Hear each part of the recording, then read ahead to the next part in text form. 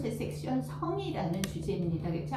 성스럽고 숭고하다. 아까 말씀대로 여기서는 고려시대까지, 삼국부터 고려시대까지 얘기를 하고 있는데 벽화와 주로 석굴암과 청자 얘기를 많이 하고 있습니다. 자, 제일 먼저 보이는 그림입니다.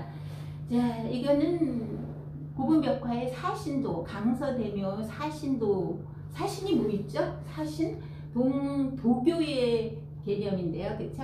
자연의 동서남북을 지키는 네 마리의 상상의 동물인데요. 그쵸? 좌청룡, 동쪽 청룡, 우백호, 서쪽이 백호, 그다음 남쪽에 주작, 그 다음에 북쪽에 현무, 이렇게 말하죠.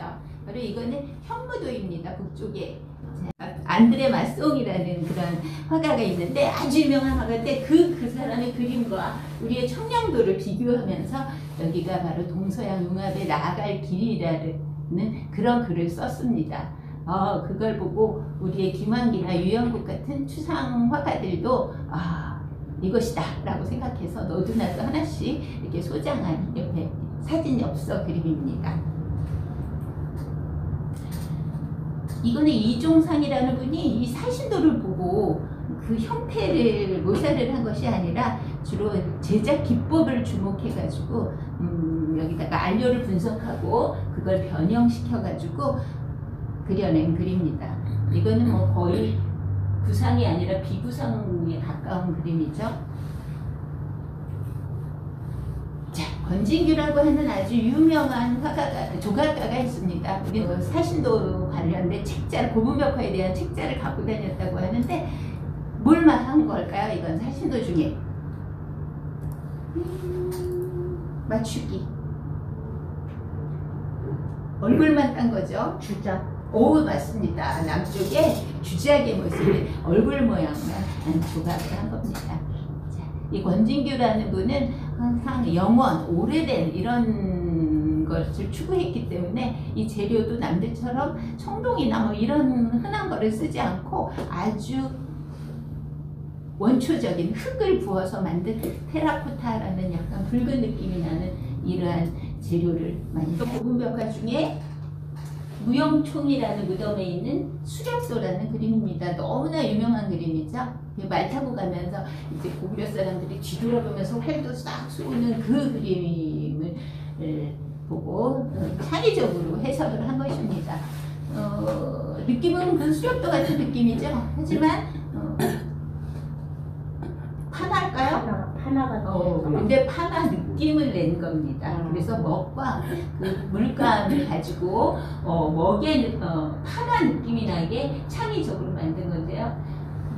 말이나 호랑이나 생동감 있죠. 근데 타고 있는 저 주인공들 사람도 굉장히 아주 탄력 있고 힘 있게 만들었습니다. 주인공도 있고 말 타는 사람 여자 같아요. 네, 여자 같은 느낌이죠. 약간 네. 무슨 뭐 아마존에스 여전사 같은 느낌도 네. 있고, 네. 근데도 근육질. 네, 근육질이에요. 그리고 이 박노수도 좀 유명한 분이에요. 네. 네, 성북동에 가면 박노수 화실 있어요.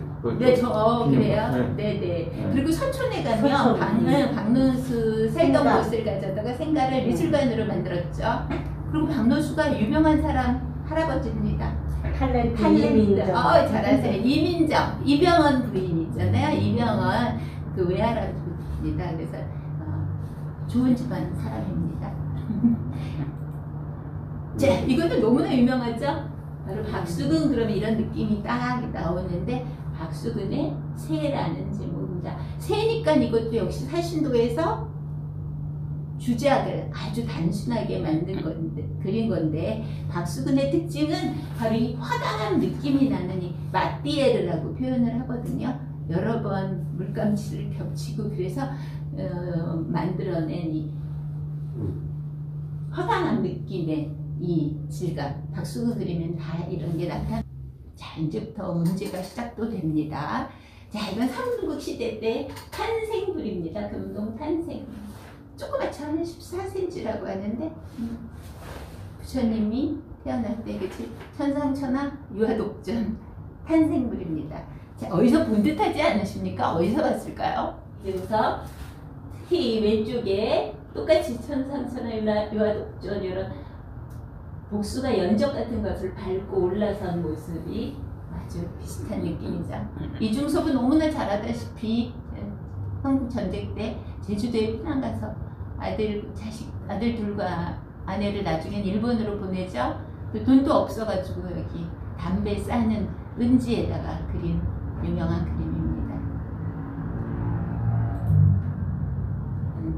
이 기법은 이 기법 보면 요거하고도 연결됩니다. 조선기에 철제 은입사 담배 합입니다. 이것도 가는 은을 파고 가는 은을 집어넣어 가지고 장식을 한 그런 양식하고 비슷하죠. 자, 이제 문제입니다. 자, 청자 운항문 매변입니다. 구름무늬와 새무늬, 그쵸? 이런 무늬가 있죠. 청자. 자, 이건 청자 상감 포도가 있고 동자 무늬가 있는 주전자입니다. 자, 이걸 보면 떠오르는 또 화가가 있습니다. 화가 누굴까요? 가까운 데서 찾으세요. 시간적으로. 동자. 여기서 동자, 이 동자 막 뒹구 긁고 있는 이 동자의 모습, 이 동자의 모습. 이중섭. 정답입니다. 이중섭. 자, 이중섭의 그림 볼까요? 자, 이중섭의 부부라는 작품입니다. 왠지 여기 있는 새에 나르는 새 모양과 아까 운항문 매병의 이 새 그림이랑 많이 유사하죠. 네네. 그리고 다음 작품을 보면 이거는 아까 포도무늬, 그쵸? 상감청자에서 그 동자의 모습과 이러한 여러 가지 포도 대신에 민들레는 여러 가지 꽃 모양을 그린 양식이 청자에서 많이 따온 것 같은 그런 느낌이 듭니다. 그렇죠? 그런데 이중섭은 실제로 그림을 만드는 게 상감청자를 만든 거하고 유사하게 만들었다고 합니다. 여기를 보면 제일 먼저 바탕을 칠하고 청자처럼 바탕을 칠하고 그 다음에 윤곽선을 파고 대표 문양을 집어넣고 그리고 다시 색을 입히는 이런 방식. 청자도 왜 맨 처음에 파고 본체를 만들고 파서 거기다가 흰색이나 흑토를 집어넣어서 무늬를 넣고 다시 유학을 발라서 또 굽고 막 이러지 않습니까? 그런 양식을 배운 거라고 합니다. 아주 새롭지만 전통적인 느낌이 나죠. 자, 요것도 요 군청사기입니다. 그렇죠? 고려말 조선 초에 많이 만들어졌는데 이 군청사기는 그 당시 자기를 스스로 만들 수 없었던 일본 사람들이 아주 열정적으로 아주 너무 좋아했던 것들 거액을 주고 사갔다고 합니다. 이 완벽한 자기에다가 어쩜 이렇게 무심하게 그림을 그려 넣을 수 있는지, 그렇죠? 그들은 이해할 수가 없었겠죠. 군청사기, 철화, 어문벽, 물고기 문인데 이 물고기도 좀 이중섭에서 봤습니다. 이중섭이 물고기와 나뭇잎이라는 그런 역시 어린애가 놀고 있는 이 그림도 역시 군청사기의 무늬에서 따온 듯한 그런 느낌이 많이 듭니다. 그럼 지금 이렇게 이중섭은 어떻게 이렇게 전통적인 거하고 계속 연결을 할 수 있었던 건가요? 거기에는 그 스승이 있었는데요. 또 유명한 화가로 임옥련과 백남순이라는 그런 부부 화가가 있습니다. 임옥련은 우리나라에서 3.1운동과 관련돼 가지고 도피를 했습니다. 중국을 거쳐서 가짜 여권을 만들어서 미국에 가가지고 미술 공부를 했는데 예일대 미대에 다닐 때 또 뭐 인정을 받아가지고 파리 연수까지 갑니다. 거기에서 이제 부인을 만나게 되는데 백남순은 아이석보다 제일 먼저 프랑스 유학을 갔던 화가입니다. 거기에서 만나서 결혼을 하고 그리고 우리나라에 돌아왔는데 아무래도 뭐 화려한 그 당시에 파리 유학한 화가 부부 엄청난 핵인싸였겠죠. 그런데 뭐 써주지는 않았습니다. 여기저기. 그래서 결국은 정주의 오산학교의 미술교사로 둘이 활동하게 되는데 거기서 이중섭을 만나게 됩니다. 이중섭이 그때 다녔거든요. 그래서 이중섭의 그림 가운데 연필화라든가 뭔가 이렇게 긁어내는 기법이라든가 그런 것은 주로 임옥련의 영향을 많이 받은 것 같다 그러고요. 그 그다음에 백남수는 주로 그림을 그릴 때 행복한 낙원의 모습을 많이 묘사해가지고 이 둘은 끊임없이 어떤 우리의 전통과 연결할 것을 고민하는 그런 화가들이었다고 하는데요. 그게 이중성에게 강한 영향을 미쳤다고 사람들은 생각합니다. 이번에 이건희 콜렉션에 이몽룡과 백남순 그림, 그 다음에 숨겨졌던 이중섭 그림도 같이 포함돼가지고 조만간 볼 수 있는 이런 유명한 부부의 영향을 받은 것입니다. 자, 다음에 넘어갈까요? 이것도 이중섭 콜렉션에 새로 나온 거라고 그래요. 자, 이거는 분청사기 중에서 어떤 작은 무진을 도장 찍듯이 새긴 어떤 인화문 분청사기입니다. 자, 이걸 봐도 어떤 유명한 화가가 끊임없이 소환되지 않습니까? 김환기. 대단하십니다. 여기 상자에 못 썼는데. 여러분들 알다시피 김환기는 너무나 유명한 화가죠. 그렇죠? 그런데 이제 김환기도 있는 일본 유학을 했다가 일본 유학도 하고 나중에 파리 유학도 가고 최종으로는 뉴욕까지 갑니다. 그렇죠? 그래서 그런데도 그의 소재는 거의 우리의 전통적인 백자만이지 않습니까? 백자라든가 또 우리나라 그 십장생모 그런 데 나오는 사슴이라든가 외화라든가 이런 전통적인 대상을 많이 따서 그렸는데 점점 갈수록 그의 그 그림의 지평이 넓어지게 된 건 유학을 많이 가면서 새로운 것과 접해가지고 확장을 하게 되는데 그 중요한 역할을 한 게 부인입니다. 그렇죠? 부인이 굉장히 적극적으로 먼저 나가서 자리 잡고 금환기를 불러오고 그러면서 활동하게 만드는데 부인이 아주 유명한 사람입니다. 이상한. 맞아요. 김향아예요. 원래는 이상의 부인입니다. 아시죠? 이상 시인.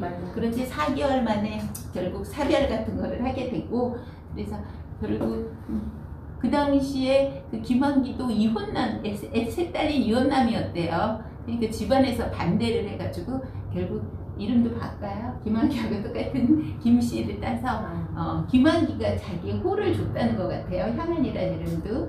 그래가지고 김향안으로 했지만 정말 김환기에게는 보배와 같은 존재였죠. 그 마지막 뉴욕에 가면서 마지막으로 그가 주로 추구했던 형태는 이런 점화입니다. 너무 많이 보셨죠? 점화. 김환기의 점화 가운데 최근에 가장 한국 그림 가운데 비싸게 132억에 팔렸다는 우주가 유명합니다. 그렇죠? 132억.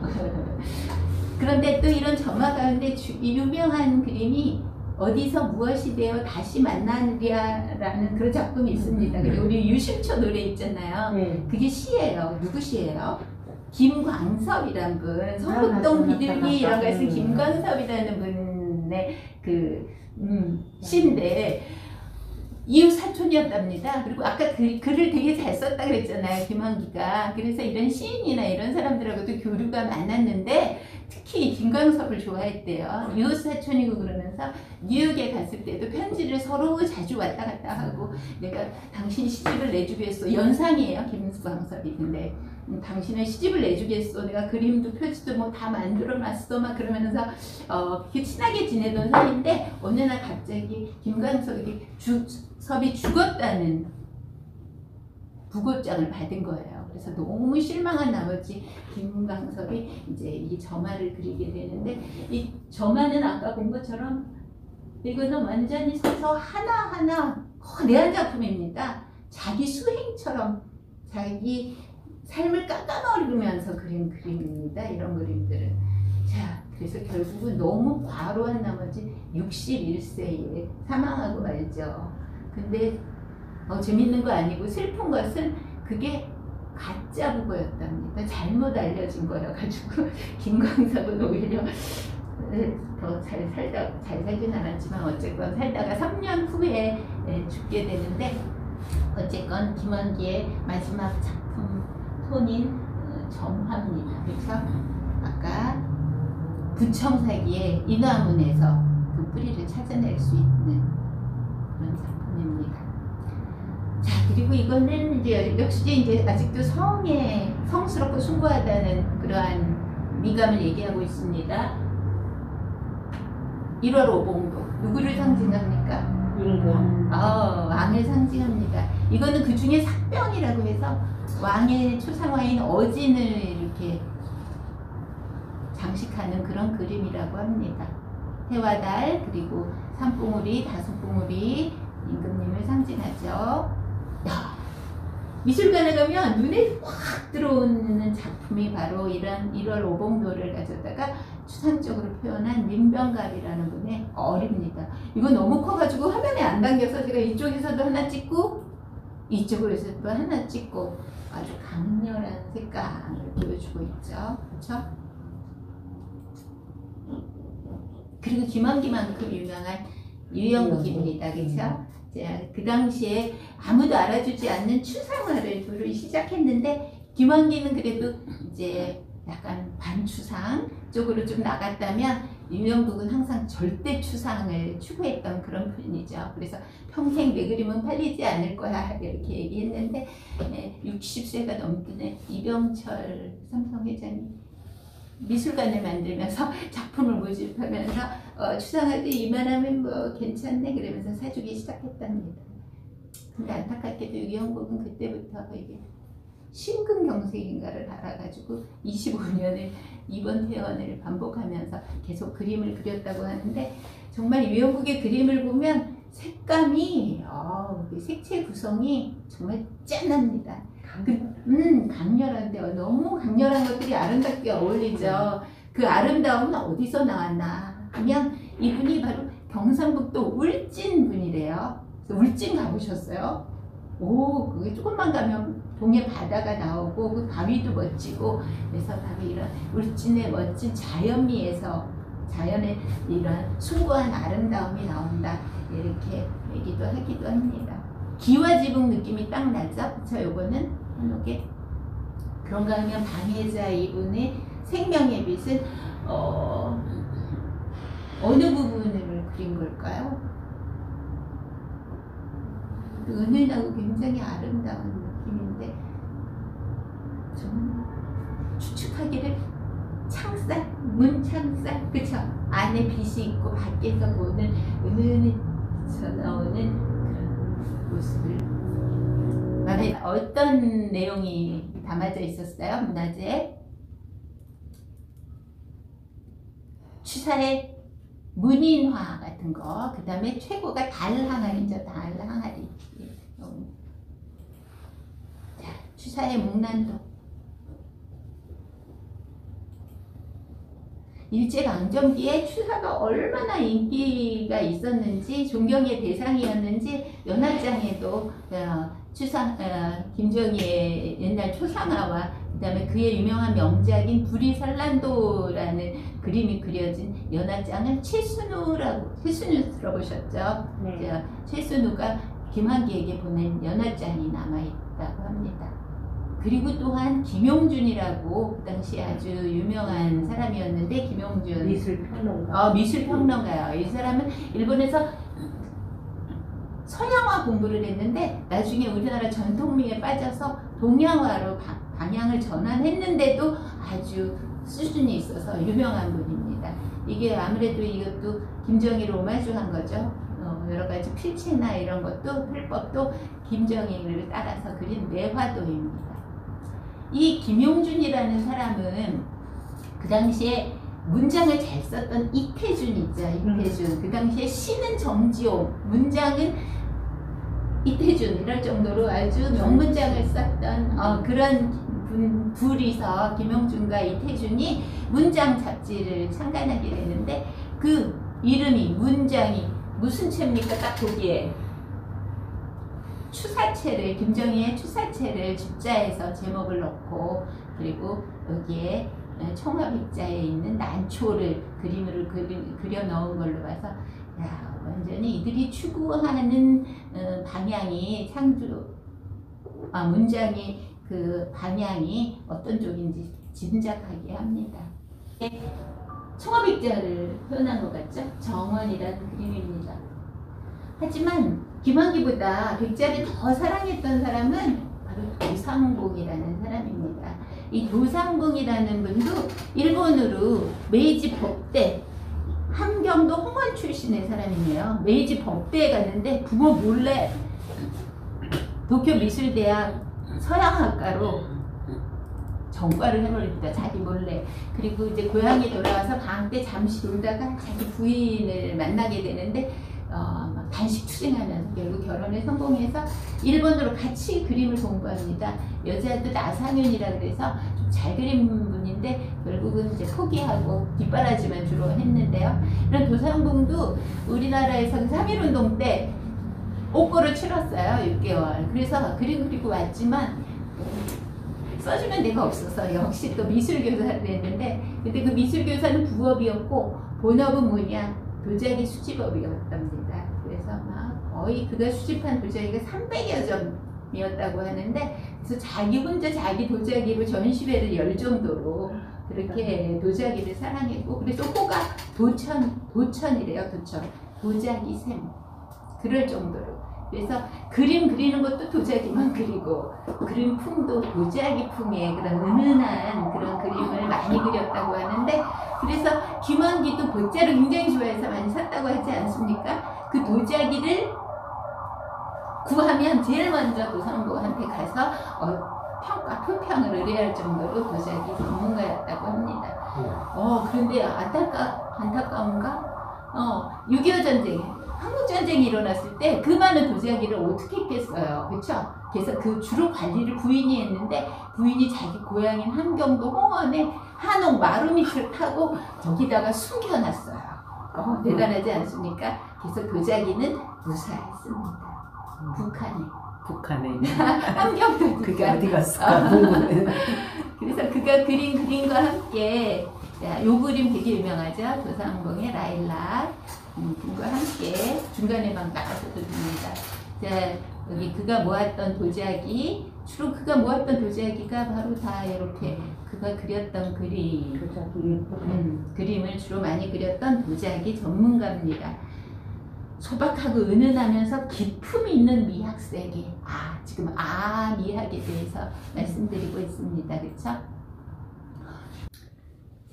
이제 2부 세 번째 섹션 말씀드리겠습니다.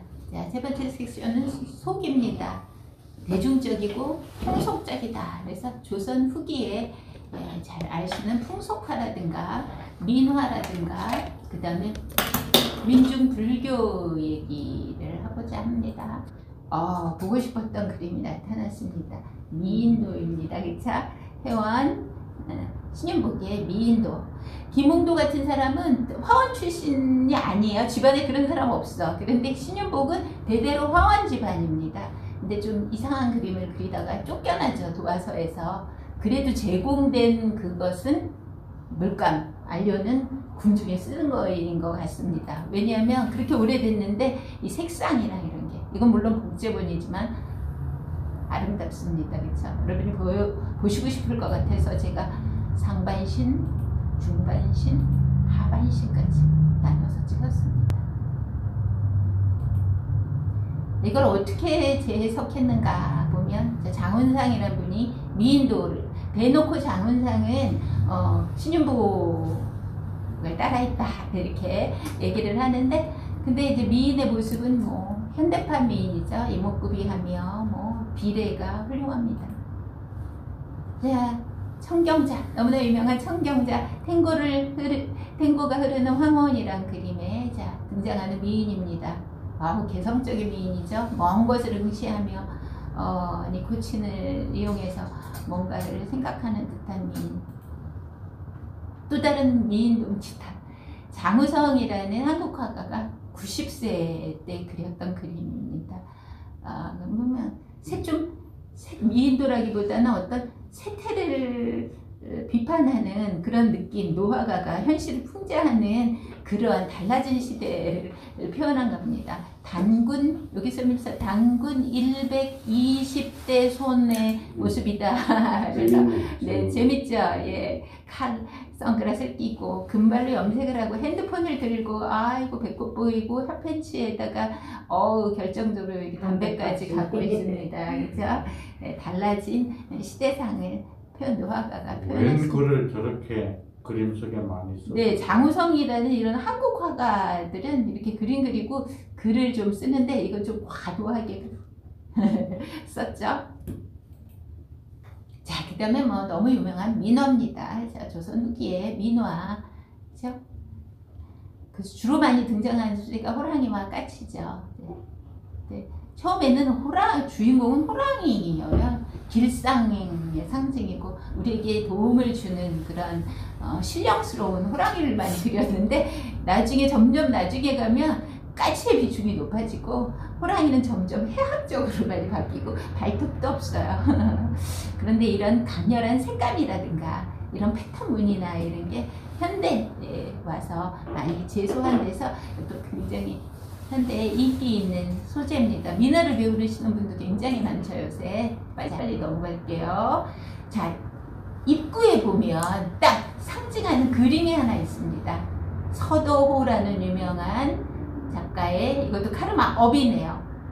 이게 왜 영등포에 가면 타임스퀘어에, 그쵸?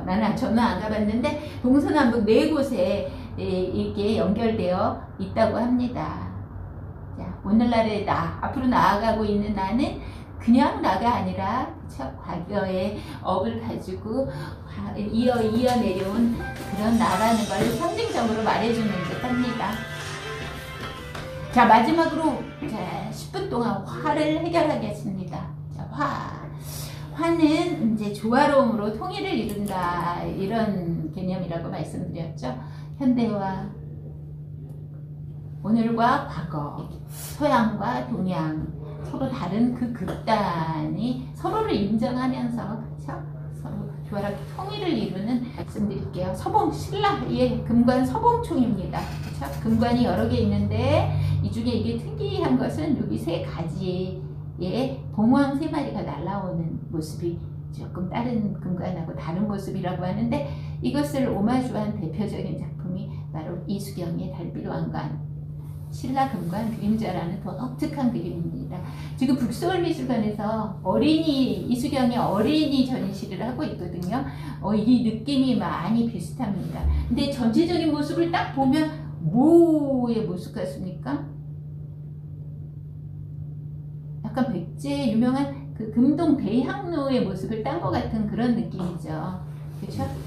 그러면서 금관의 그러한 모습을 이 흑음모로 만들어낸 이 안에 아름답게 섬세하게 조각으로 숨겨놨습니다. 그래서 신라의 금관의 이야기를 이 틈으로 이렇게 들여다보는 그런 아주 색다른 느낌을 만든.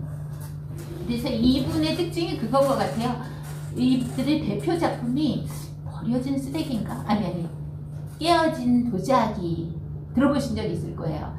그래서 왜 완벽한 도자기가 아니면 전문가들은 다 깨버리잖아요. 그게 아까워서 전부 집에 가지고 와가지고 그거를 붙여서 고귀한 금실로 이렇게 이어가지고 멋진 작품을 만든 그런 작가입니다. 그래서 이분은 이렇게 그냥 예쁜 게 아니라 뭐든지 쓸모가 있고 들여다보면 소중한 존재라는 그런 메시지를 항상 모든 작품에서 보여주고 있는 그런 분입니다. 여기도 앞에 동영상이 위의 모습이고 중간 모습이고 아래에도 이렇게 예쁜 여자의 모습을 조각해 놓고 있는데, 동영상으로 이 모습을 보여주고 있는데 못 찍게 해가지고 제가 메이크업만, 자기가 이상적으로 생각한 여인의 모습인가 보죠. 이거는 그 국립중앙박물관의 유리 원판 사진 천여장을 동원해가지고 거기에서 함경도에서 제주도까지의 한국인의 초상을 남녀 비율을 맞춰서 백인들의 초상을 중요한 건 겁니다. 연필화로 재현한 겁니다. 이것도 아까 민병갑의 얼처럼 거의 한 벽을 채울 정도로 어마어마한 규모인데, 그래서 제가 이게 다 넣지 못해가지고 막 이렇게 찢다가, 근데 이 중간에 아주 유명한 우리나라 그 시대 일제강점기의 인물들의 모습들이 막 나옵니다. 최순우, 아까 말했죠. 최순우, 김월룡 박사, 진홍섭, 고유섭, 그쵸? 전용필 알죠? 간송. 네. 이 지금의 이건희 컬렉션이 유명하지만 전 재산을 바쳐가지고 우리의 문화재를 지키려고 노력한 인물, 그쵸? 전용필, 간송 전용필의 모습도 보면 여기가 요 사람이 나혜석이래요. 나혜석도 있고, 그쵸? 고유섭도 있고. 여기에 뭐 유명한 아는 사람 누구 있나? 또 아시는 분 있으세요? 누구 있나? 사진을 보고 연필로 그린 거예요? 연필로 그린 거래요. 그냥 연필로 그려놓은 거예요? 네. 근데 꼭 진짜. 사진 같아. 네, 사진 같아요. 저도 사진인 줄 알았어요. 그랬더니 연필화라고 그러더라고요. 이 사람이 윤희상이네. 윤희상이고 이 사람 백남준이네. 그쵸? 백남준, 윤희상, 뭐 이런 유명한 인물들이 이쪽에 쫙 배치되어 있는 연필화입니다. 연필화.